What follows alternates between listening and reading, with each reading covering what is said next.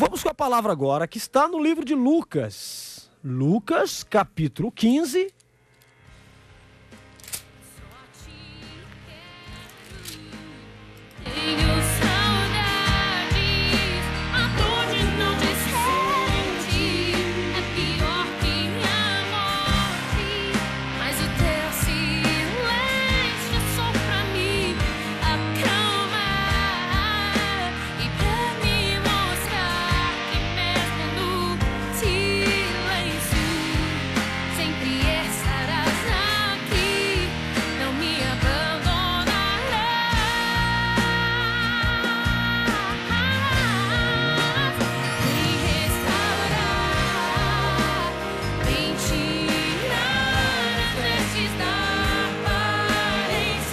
É isso aí, bom, agora sim.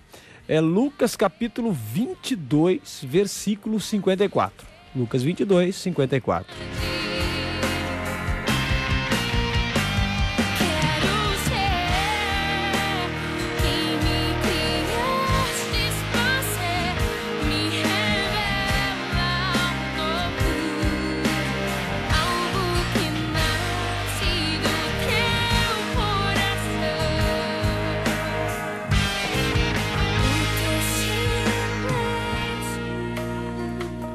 A palavra diz, Lucas 22, 54. Então, prendendo a Jesus, o levaram e o meteram em casa do sumo sacerdote, e Pedro seguia-o de longe. E havendo-se acendido fogo no meio do pátio, estando todos sentados, assentou-se Pedro entre eles. E como certa criada, vendo-o estar assentado ao fogo, pusesse os olhos nele e disse: este também estava com ele. Porém ele negou, dizendo: mulher, não o conheço. E um pouco depois, vendo o outro, disse: tu és também deles. Mas Pedro disse: homem, não sou. E passada quase uma hora, um outro afirmava, dizendo: também este verdadeiramente estava com ele, pois também é galileu. E Pedro disse: homem, não sei o que dizes. E logo estando ele ainda a falar, cantou o galo. E virando-se o Senhor, olhou para Pedro, e Pedro lembrou-se da palavra do Senhor, como lhe tinha dito: antes que o galo cante, hoje me negarás 3 vezes. E saindo Pedro para fora, chorou amargamente. E trazer a nudez da sinceridade.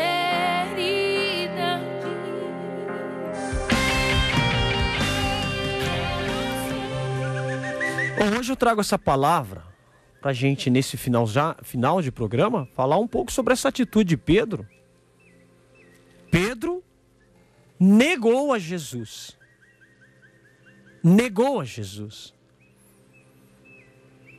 E é interessante porque Pedro foi um daqueles que Jesus chamou. Pedro foi um homem que, quando Jesus chamou ele, largou tudo e seguiu ao Senhor. E pelo que a Bíblia descreve, Pedro era um homem casado.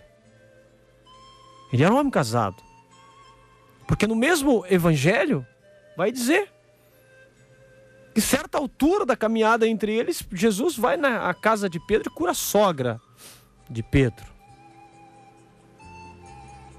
Ele era um homem casado.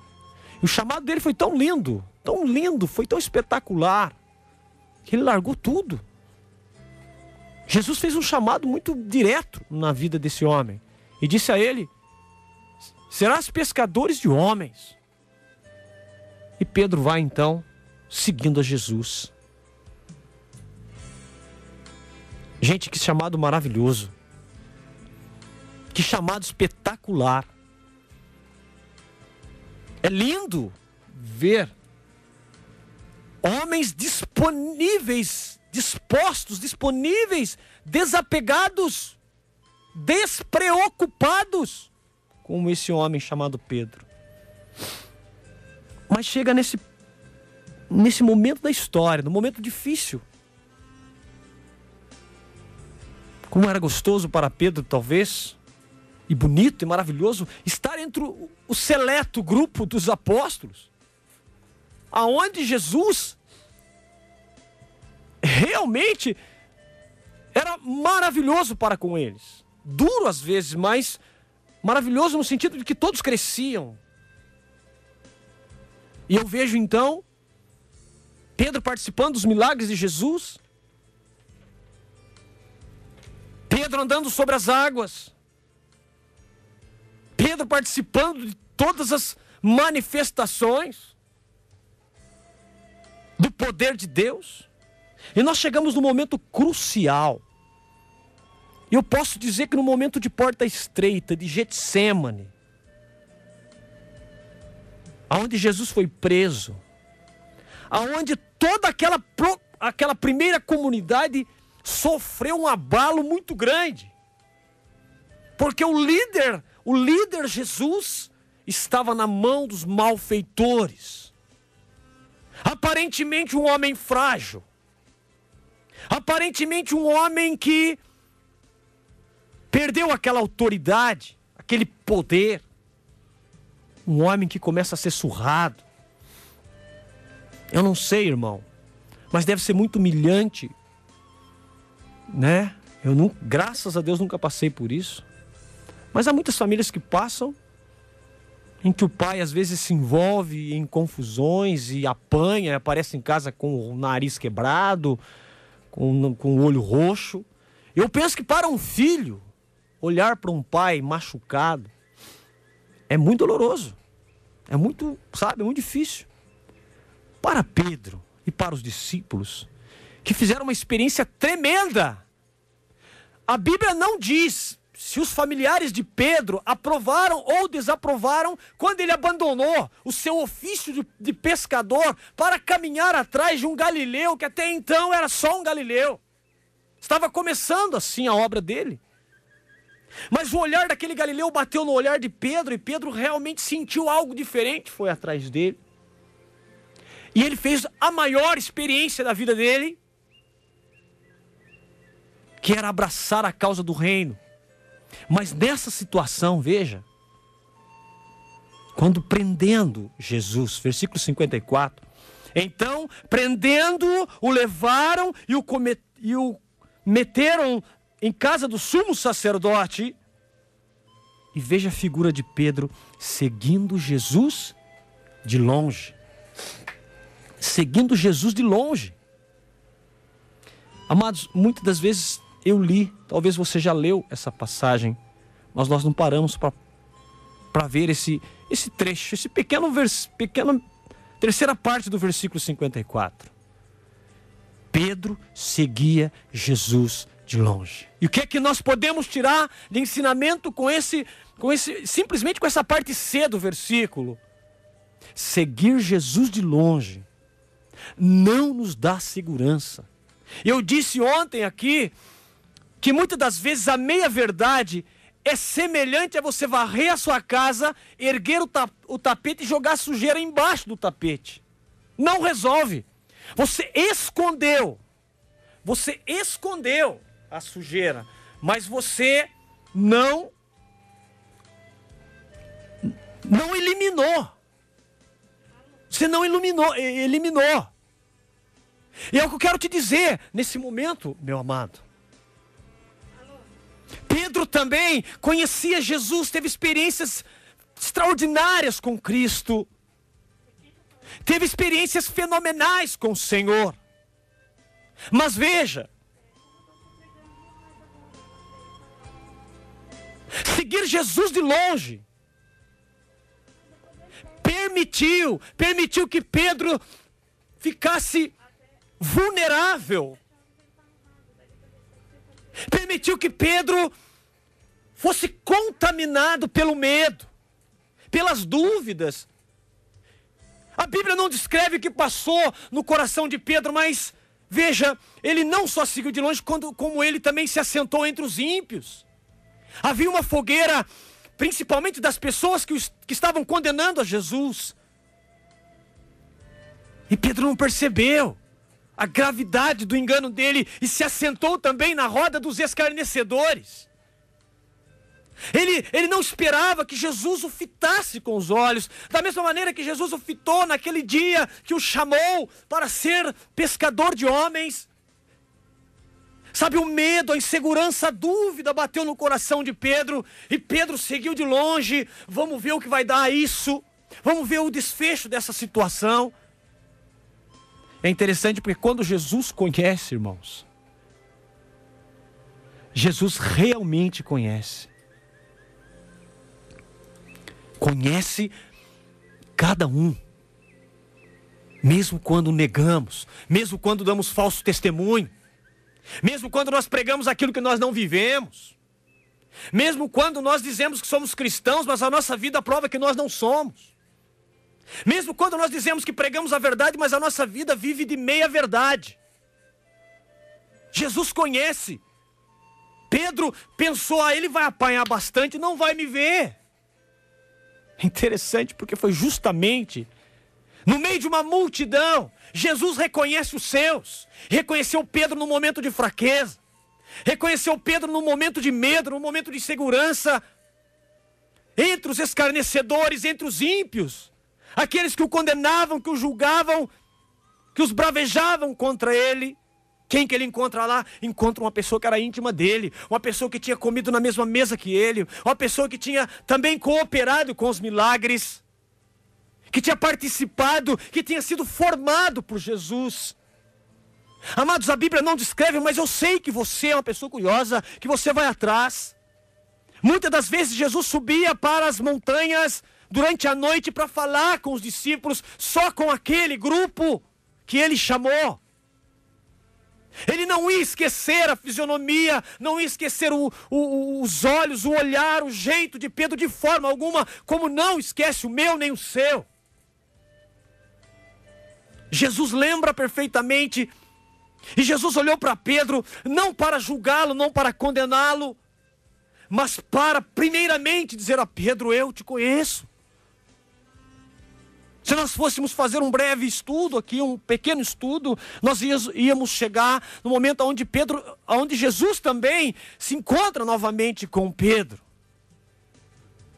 E o ama profundamente.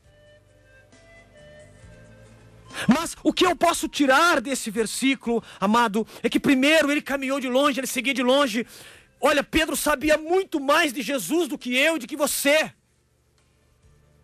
Pedro tinha experimentado Jesus muito mais do que eu e de que você. E quanto a isso eu não tenho dúvida nenhuma.